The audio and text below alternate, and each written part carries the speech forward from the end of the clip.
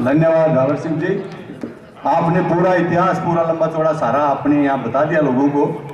वैसे नरेंद्र जी मोदी के इस कार्यकाल में तो ऐतिहासिक काम हुए, आप सब जानते हैं। और भारत का गौरव जो बढ़ा है नरेंद्र जी मोदी के कारण, वो तो ऐतिहासिक है, आप सभी जानते हैं। G20 का अध्यक्ष, G20 में 20 दुनिया के बड़े बड़े देश, रशिया, अमेरिका, जापान, फ्रांस, सारे देशों का अध्यक्ष आज कोई चुना गया है तो वो भारत चुना गया है। और इसका श्रेय है नरेंद्र मोदी को। आज विश्व पर अपना एजेंडा चलाने वाला कोई है तो वो नरेंद्र मोदी है, भारत है, जो कि आज विश्व पर अपना एजेंडा चला रहे हैं। आप सभी को पता है, अमेरिका की उपराष्ट्रपति जब कमला हैरिस बनी तो लोगों ने कहा क्या है, हमारा क्या फर्क पड़ गया। लेकिन आज अमेरिका ने 6 और मंत्री घोषित किए। राहुल वर्मा को विदेश उप मंत्री घोषित किया। आपको पता है रिचर्ड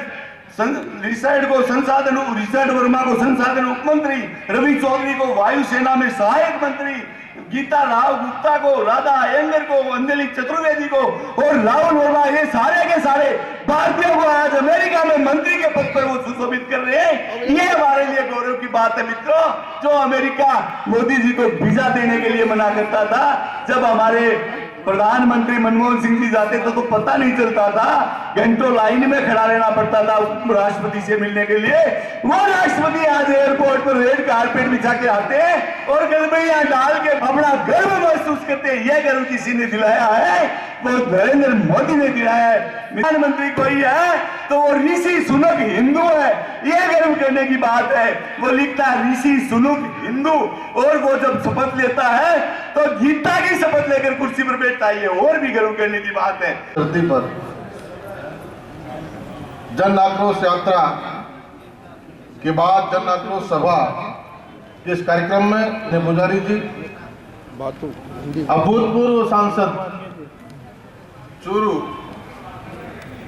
कहने को पूर्व सांसद है लेकिन आज भी अभूतपूर्व सांसद आपके, हम सब के लाडले नेता राम सिंह जी, और कुशल संगठनकर्ता हमारे जिले के प्रभारी भी आपके लाडले ओम जी 400 साल, और अभी किसान नेता आदरणीय खरा साहब को आपने सुना, और मंच पर हमारे महिला प्रतिनिधि के रूप में प्रधान सदस्य पर भी होते हैं क्या, तो शिक्षक कुर्सियों पर खड़े होकर 2000 शिक्षक हाथ खड़े करके कहते हैं बिना पैसे लाखों रुपए के बिना कोई ट्रांसफर नहीं होता। ये उस शिक्षा मंत्री की उपस्थिति में मुखिया के सामने हमारा शिक्षक कहता है राजस्थान का, और मुखिया जी क्या करते हैं, उन शिक्षा मंत्री जी का प्रमोशन करके अपनी सत्तारूढ़ पार्टी का अध्यक्ष बना देते हैं। और वो अध्यक्ष जी सीना ठोक के, आपने सुना होगा सरदार शहर में सीना ठोक के कहते हैं कि राठौड़ कटारिया भाजपा वाले विधानसभा में रो रे के मर गए। यहाँ तो कुछ नहीं बिगड़ा, 3 साल ऐसे ही इधर उधर डोटे मारे, कुछ नहीं बिगड़ा, जैसा चाह हमने खेला। के आंकड़े उठा के देख लो, ये हमारे नेता बैठे हैं, हम साक्ष्य के साथ पत्रकार बंधुओं को देने को तैयार है। इस राजस्थान की सरकार ने जितना एलोकेशन डीएपी और यूरिया का सरकार केंद्र की सरकार से मांगा, उससे 10 टन ज्यादा ही देने का राजस्थान केंद्र की सरकार ने काम किया, चाहे वो रबी का सीजन हो चाहे खरीफ का सीजन हो।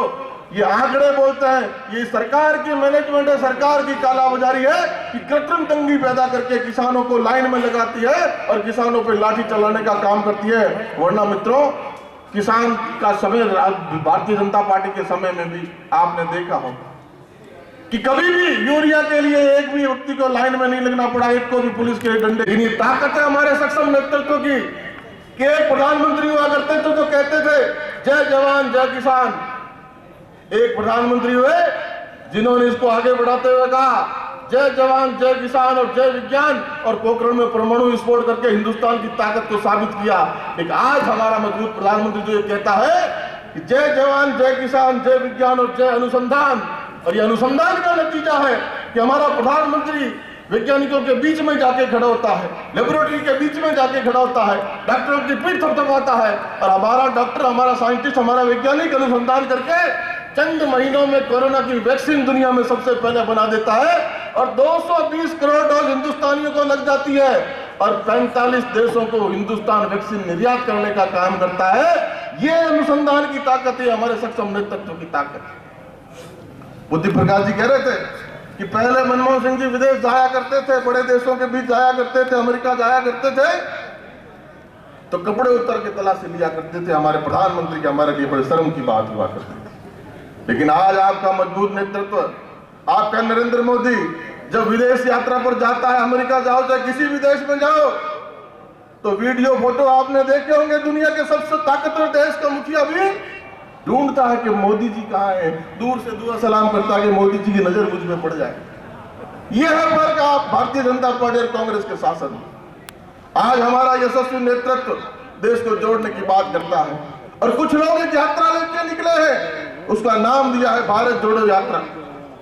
अरे भाइयों, भारत जोड़ो यात्रा का नाम देने वाले तुम पहले ये तो बताओ कि भारत को तोड़ने का काम किसने किया, भारत को भाषा के नाम पे बांटने का काम किसने किया, भारत को जात। इसलिए सम्मानित मंच, लेकिन हमारे अभूतपूर्व सांसद राम सिंह जी कस्बा, हमारे पार्टी के भीष्म पितामह महा आदरणीय ओम सारस्वत जी, जिलाध्यक्ष और सम्मानित मंच, आपका समय ज्यादा नहीं लूंगा साहब। एक छोटा सा अनुभव शेयर करूंगा आपसे।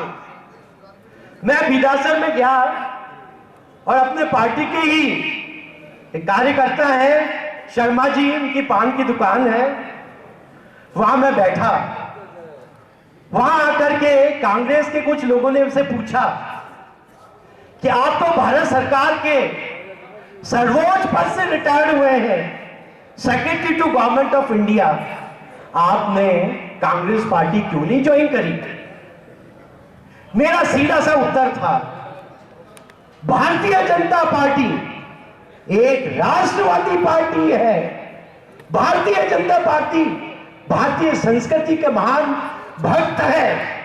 ऐसी पार्टी जिसने अपना एक बहुत ही अमूल्य रत्न नरेंद्र भाई मोदी को देश का राष्ट्रपति बनाया है, प्रधानमंत्री बनाया है, और प्रधानमंत्री आदरणीय मोदी जी ने जब G20 सम्मेलन हुआ, वहां पर पहले तो हम यूएसए, चाइना सबसे डरते थे, कांग्रेस की सरकार थी, हम उनसे आंखें नहीं मिलाते थे।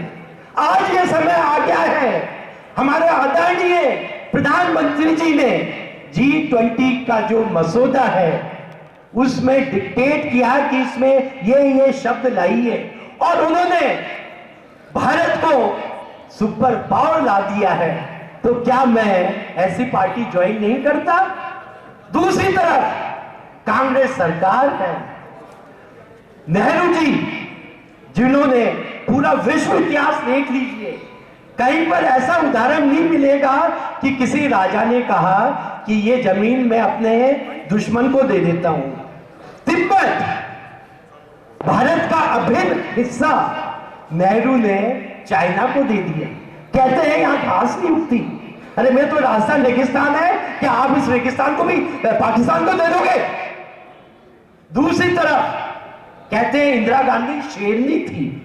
अरे कौन सी शेरनी?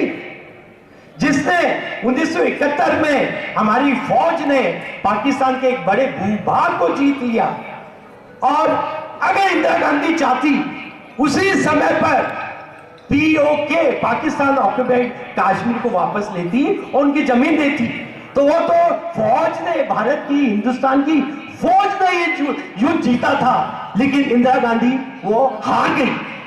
उसके बाद में इनके जो नेता हैं जिनको कहते हैं पप्पू, तब क्या ऐसी पार्टी को मैं ज्वाइन करता? और लेकिन मैं ये कहना चाहूंगा आपके माध्यम से, प्रेस की यहां पर है, ये आक्रोश मात्र भारतीय जनता पार्टी या जनता का नहीं है, ये आक्रोश तो गहलोत सरकार के खुद कांग्रेसियों का भी है, जो सब ऊब चुके हैं। तो मैं बहुत समय नहीं लूंगा, एक नारा आप मेरे साथ लगाएंगे, शर्म करो, शर्म करो गहलोत सरकार, शर्म करो, शर्म करो, शर्म करो गहलोत सरकार, शर्म करो। जय हिंद, जय भारत। नाम जानबूझ के नहीं ले रहा हूं, छूट गया तो ये खतरा मोल नहीं ले सकता। एक बार उनके लिए तालियां बजा दें, सबका नाम आ जाएगा। उपस्थित बहन और भाइयों, आपके धीरज को अभिनंदन करता हूं। 4 घंटे हो गए, शायद 5वां शुरू हो गया, पर हमारे लिए ढाल है राम सिंह जी कसवा। ये ढाल का काम कर रहे हैं, हमें पता है इनको सुने बिना आप जाएंगे नहीं। और 40-50 साल का बेदाग राजनीतिक जीवन जीकर इस लोकसभा क्षेत्र के व्यक्ति के दिल में जगह बनाई है, सबसे भरोसा कायम किया है, उस नेता का नाम है राम सिंह कसवा। और उपस्थित भाइयों, इस दुनिया में सारा खेल भरोसे का है। जब भरोसा टूटता है तब आक्रोश फूटता है, तब आक्रोश महासभा होती है।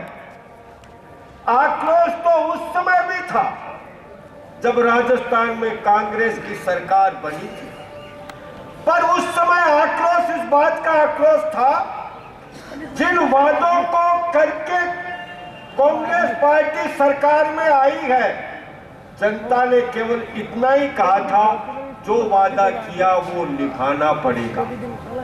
सरकार को जगाने का आक्रोश था, लेकिन 4 साल तक सरकार जागी नहीं, जागने का नाम नहीं लिया। इसलिए भाइयों, इस समय का जो आक्रोश है, ये सरकार को जगाने का नहीं, कांग्रेस की सरकार को राजस्थान से भगाने का आक्रोश है। और यदि राजस्थान को खुशहाल बनाना है, किसान के खेत को अन्नदाता की भक्ति का केंद्र बनाना है, युवाओं के अरमानों को पूरा करना है, तो उसका एक ही रास्ता है, कांग्रेस भगाओ, राजस्थान में भारतीय जनता पार्टी की सरकार लाओ। मेरे पास अनेक बिंदु है जिन पर बोल सकता हूं, लेकिन मुझे पता है समय बहुत लंबा हो गया, इसलिए मैं किसान भाइयों से कहना चाहता हूं कि जिन्होंने आपको दिया धोखा, उनको मत देना मौका। जिन्होंने बिजली का लगाया झटका, उनको दिखाओ अपना खटका। राजस्थान से कांग्रेस की विदाई करें और राजस्थान की खुशहाली लौटाएं। आप सब इतनी देर से बैठे हैं, बहुत बहुत धन्यवाद। नमस्कार, जय भारत। पहले हमारे खेमाराम जी मेघवाल संबोधित करें। खेमाराम जी। आज की इस जन आक्रोश महासभा, इसके अंदर हमारे मुख्य वक्ता के रूप में बिहारीलाल जी बिश्नोई साहब और जब्बर सिंह जी खर्रा साहब, प्रधान महोदय और हमारे वरिष्ठ नेता विष्णु जी, वैद्य बहुलाल जी और हमारे मंडल के सहयोग मंडलों के अध्यक्ष जी, हमारे जिला परिषद के सदस्यगण, पंचायत समिति के सदस्यगण, पूरे विधानसभा क्षेत्र से पधारे सभी सरपंचगण और गांव से पधारे हुए सभी बुजुर्गों, नौजवान साथियों, क्योंकि मंच पर बहुत सारे हमारे जनप्रतिनिधि भी विराजमान है, सभी सम्मानित मंच। आज जो ये कार्यक्रम हुआ, ये कार्यक्रम बहुत ही शॉर्ट पीरियड में हुआ और हमने सिर्फ सूचना फोन के माध्यम से आपको सूचना की। मैं राम सिंह जी सांसद महोदय से कहना चाहूंगा कि आपने अभी आए हैं और आपने जिनका चेहरा देखा, वो सारे के सारे पार्टी के वरिष्ठ कार्यकर्ता और उस विधानसभा क्षेत्र के प्रत्येक गांव से पधारे हैं।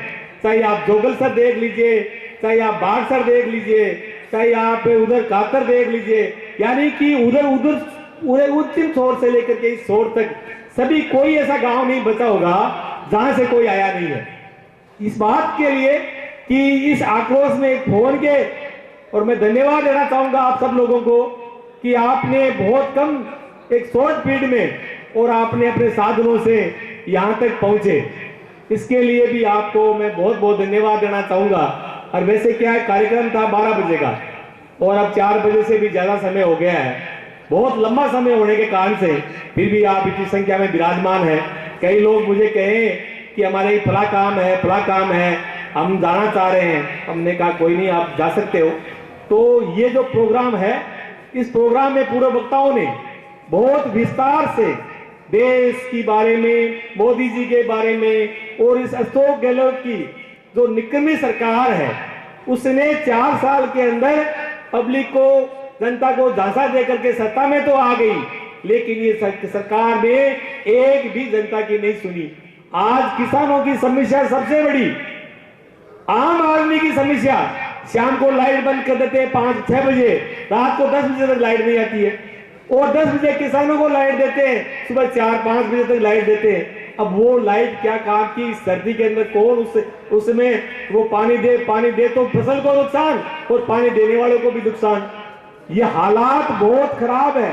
विशेष तौर से बिजली की, गांव से नहीं शहर के अंदर से फोन आते, सुबह 6 बजे लाइट चली जाती है और जो 4 घंटे लाइट आती है वो लाइट भी पूरी नहीं आती है, बीच में ट्रिपिंग आती है। किसानों की मोटरें ठोक रही है। पूरे जिले के अंदर आप देख रहे हो आंदोलन हो रहा है। मेरा आप लोगों से निवेदन है, ये सरकार चेत जाए, नहीं तो हमें इसके लिए एक बहुत बड़ा आंदोलन करना पड़ेगा बिजली के अधिकारियों को, और बिजली में जो व्यवस्था जो बिगाड़ी है इनके खिलाफ भी, सरकार के खिलाफ ये आंदोलन करना पड़ेगा। ये हालात ही हो गई है, इनके पास बिजली है नहीं, बार अधिकारियों से बात करते हैं तो एक ही जवाब आता है कि एलडी इसका काट ली। ये एलडी बीजेपी सरकार में तो नहीं थी, ये कांग्रेस सरकार में एलडी कहां से आ गई। ये हालात इस देश के अंदर, राजस्थान के अंदर जो बने हैं, वो अपने आप में इस बात के लिए है कि राजस्थान सरकार इस व्यवस्था को देख नहीं पाई, बेरोजगारों को भत्ता नहीं दे पाई। किसान के सभी बुद्धि प्रकाश जी कह रहे थे कि 17,987 लोगों की जमीनें कुड़क हो गई है। ये किसानों के सिद्देसी सरकार है, जो कर्ज माफी की बात करने वाली सरकार है, जो उसी के सरकार के अंदर इतने सारे किसानों की जमीनें नीलाम हो रही है। किसान आत्महत्या करने के लिए तैयार हो रहा है। ये हालात आप देख रहे हैं, कई जगह किसान आत्महत्या कर रहे हैं। तो मेरा कहने का मतलब है, जनता में बहुत आक्रोश है। पूर्व वक्ताओं ने बहुत विस्तार से आपको बताया, मैं ज्यादा समय नहीं लेना चाहूंगा क्योंकि सांसद साहब को भी 2 प्रोग्रामों में और भी जाना है। मैं आप लोगों से यही निवेदन करना चाहता हूं कि आने वाला समय ये संघर्ष का समय है, और आपने जिस एक फोन के माध्यम से इतनी संख्या में पधारे हैं, तो आपसे मेरा निवेदन है कि अपने को आने वाले 11 महीने, यानी ये तो 9 महीने की सरकार है, उसके बाद में तो सरकार जाने चालू हो जाती है और इन आचार संहिता लग जाएगी, उसके बाद में ये कुछ नहीं है। अशोक गहलोत ने कहा मैं बजट पेश करूंगा। ये बजट में क्या करेंगे? ये 4 महीने के लिए ये करिए, इस कांग्रेस की सरकार की खुली आप निंदा करिए और बताइए कि सरकार ने किस ढंग से झांसा देकर के सरकार सत्ता में आई, उसको गाड़ फेंकने का संकल्प लेके जाए। आप सब लोग पधारे और बहुत देर तक आपने इंतजार किया, इसके लिए हम सब लोग इस बात के लिए आपको बहुत बहुत धन्यवाद देना चाहते हैं कि आप पधारे और इतनी देर तक आपने इस सभा को शोभा बढ़ाई। आप सब लोगों को बहुत बहुत धन्यवाद। जय हिंद, जय भारत। धैर्य और रखें, बस ज्यादा समय आपका नहीं। जन आक्रोश यात्रा क्यों निकाली गई? अटल बिहारी वाजपेयी के काम और उसके मोदी जी काम के बारे में बहुत कुछ बताने का काम किया है। हमारे पूर्व वक्ताओं ने बहुत कुछ बताने का काम किया है। मैं 2-3 बात कह करके आप मेरी बात समाप्त करूंगा। ये सरकार लोगों को भ्रमित करके, झूठे वादे करके और सत्ता में आई थी, और आज भी ये सरकार झूठ बोल करके झूठी घोषणाएं करती है। हॉस्पिटल खोल दिया, डॉक्टर नहीं है, तहसील कर दिया, तहसीलदार नहीं है, स्कूल खोल दिए, टीचर नहीं है। ऐसे हालात राजस्थान के हैं और आज भी भ्रमित करने का काम कर रहे हैं। दूसरी तरफ देश में मोदी जी की सरकार ने देश को नया रूप और नई शक्ति देने का काम किया है। संसार में हमारे नाम को रोशन करने का मजबूती से काम किया है। 2-3 बातें ग्रामीण क्षेत्र संबंधित है, शहर से संबंधित है। बिजली की भयंकर समस्या है। जो सरकार बिजली के लिए अनेक वादे किए थे, आज शाम को हालत यह है, शाम को 6 बजे से रात को 9-10 बजे तक पढ़ने का, बच्चों खाना खाने का टाइम होता है, लाइट नहीं है, मिट्टी का तेल मिलता नहीं है। आप बताओ अंधेरे में काम का आदमी कैसे खाना खाएगा, कैसे काम करेगा, ये कल्पना की बात है।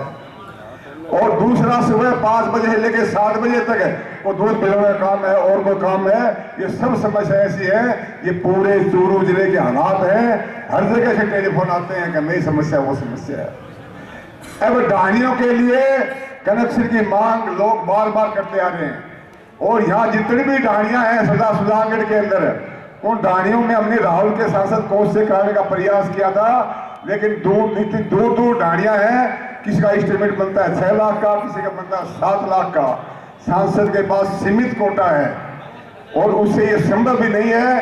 कल मैंने एक जगह 6 लाख रुपए दिए थे सुजानगढ़ के अंदर, एससी का वापिस चिट्ठी आई कि इसमें पैसा बढ़ गया है, 7,28,000 रुपये और दो। वहां पर हर ढंग के हालात हैं। दीनदयाल उपाध्याय योजना एक शानदार योजना हुआ करती थी, जिसके लिए कोई नियम नहीं था, कोई कानून नहीं था, न गोचर भूमि की बात थी। बहुत ध्यान से सुनता, जिसके लिए चूरू जिले को 245 करोड़ रुपए देने का काम किया है और पूरे राजस्थान को लगभग 8,000 करोड़ रुपए देने का काम किया है। उस योजना क्या है कि ग्रामीण क्षेत्र को, घरेलू कनेक्शन को कृषि कुओं से अलग करो, जिसकी मांग मुझे गीडा का कार्यकर्ता भी आया था, उसने भी की थी। ये योजना थी। जो डाहनियां वंचित हो चुकी हैं उनको जोड़ो, जो लाइन खराब हो चुकी है या तार टूटते रहे उन तारों को चेंज करने का काम करो। उसमें कमेटी बनानी पड़ती है। वो कमेटी जिला कलेक्टर महोदय ने अब बनाई है, जिसकी मीटिंग 10 तारीख को है।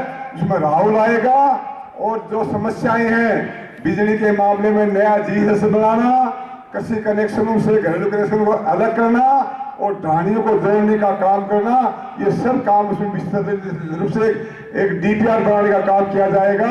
और हमें पूरा विश्वास है कि जल्दी जल्दी काम होने का काम करेगा।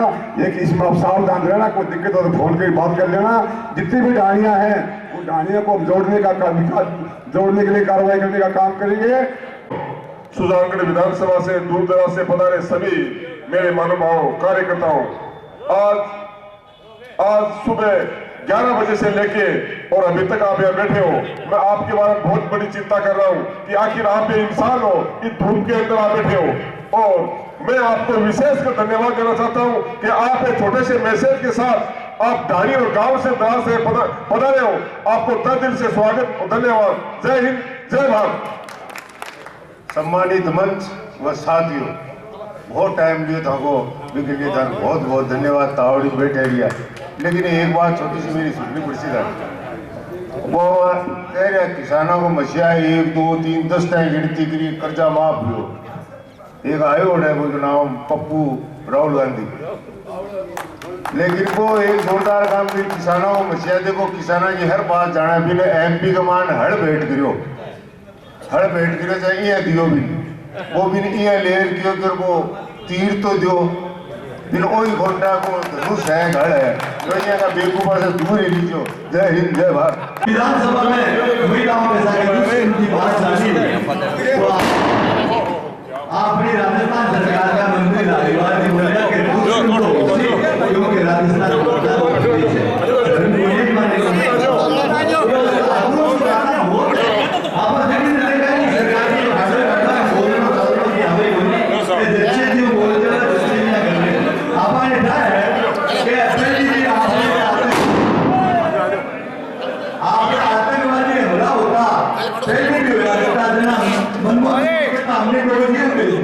हमने 2 ईयर में देखा कोई 2 ईयर में तुम लोग आगे कोई स्टाफ तो विरोध बदल के लीजिए पर मोदी जी दे होयो ना बड़े वास्तव में दार बनवा और आप सब एक फाइल पकड़े हुए हो आप ले भाई गिरफ्तार होता अरे मिन्ना पाकिस्तान की जेल में पड़ा रहता प्रणाम के अंदर अभिनंदन जी गिरफ्तार हुआ। मोदी जी एक चैलेंज करो कि 3 दिन में सैकुलर अभिनंदन पाकिस्तान को नामो निशान निकालूंगा और पाकिस्तान का अमेरिका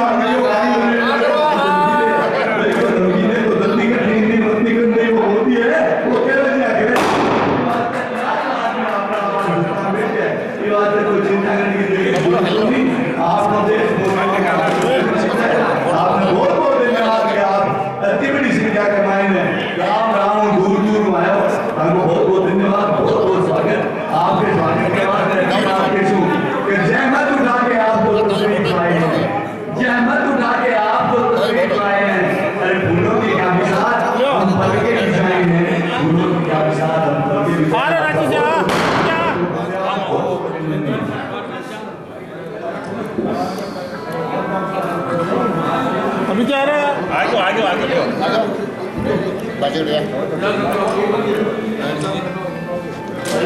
हाँ हाँ तू कॉल कर हमारे लोग मोबाइल देखे कहीं कहीं हो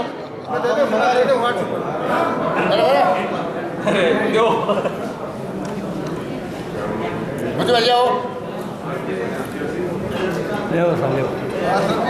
दुबड़ा आ रहा है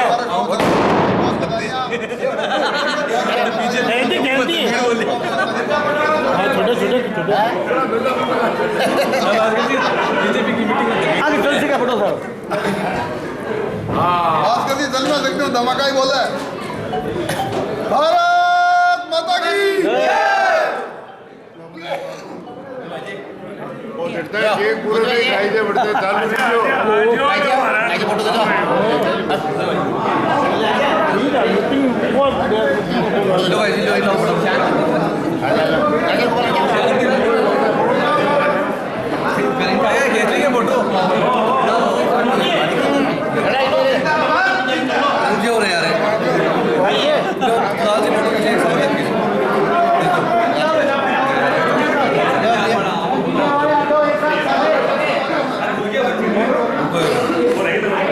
थोड़े से आगे ना पढ़ने साथ रखो क्या कहना चाहेंगे सर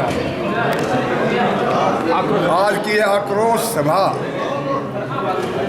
में कांग्रेस कुशासन के खिलाफ हमारे वक्ताओं ने शानदार रूप से दल करने का काम किया है। पहले आक्रोश रैली निकली, हर जगह पर लोगों ने स्वागत किया उसका, और आज भी इस सुजानगढ़ विधानसभा क्षेत्र के मुख्य लोग, प्रमुख लोग, सभी प्रतिनिधि यहाँ पर आए थे और कांग्रेस के खिलाफ उन्होंने बोलने का काम किया है। पेपर लीक मामले में क्या कहते हैं? पेपर लीक मामले में पेपर लीक के मामले तो पेपर लीक रोज हो रहे हैं। अब सोचो सही कितना बड़ा खिलवाड़ नौजवानों के साथ किए जा रहे हैं। मतलब 15 मिनट के परीक्षा देने चले गए, खर्चा लगा दिया, घर वाले परेशान हो गए, और 15 मिनट पहले आ जाता है पेपर लीक हो गया, घोषणा की जाता है परीक्षा बंद। सुजानगढ़ रेलवे स्टेशन को क्या सौगात मिलने जा रही है? ये तो आपका काम है, जो आप सुझाव दोगे ना, इसको भारत सरकार की योजना है कि अमृत योजना के अंतर्गत स्टेशनों का सुधारीकरण किया जाएगा। ये सुजानगढ़ है, रतनगढ़ है, चूरू है और साधनपुर है, 4 स्टेशन हैं। इसमें आप लोग जो सुझाव दोगे उसको राव लिख के देगा, अधिकारियों को लिख के देगा, मंत्री को लिख के देगा, और उसकी प्रयास ये किए जाएंगे आपकी मांग पूरी। एक रेलवे ओवरब्रिज है जो केंद्र के कारण अटका हुआ है, क्या जानकारी देंगे इसके बारे में? सुजानगढ़ आप नई बात कहाँ से भी आई है? ये अधिकारियों ने बताया। अधिकारियों बताओ कब कागज भेजा, कब जवाब नहीं आया? अभी कांग्रेस नेताओं ने भी मीटिंग में इस प्रकार के आरोप लगाए थे। नहीं तो दूसरी करने कोई मतलब वाली बात नहीं है। अगर कोई दिक्कत है केंद्र की तरफ से, रेलवे की तरफ से, हमें कागज दें वो कि भाई ये हमारा कागज भेजा था, इसको इतना दिन निकल गया, इसका कोई जवाब नहीं आया, हम 7 दिन में करने का काम करेंगे। हमें क्या मालूम इस बात का? मानना सही बात है। धन्यवाद साहब। ठीक है साहब, धन्यवाद। आज के इसका शानदार कार्यक्रम में हमारे पूरे विधानसभा क्षेत्र के कार्यकर्ता पधारे, सबका बहुत बहुत स्वागत, बहुत बहुत धन्यवाद।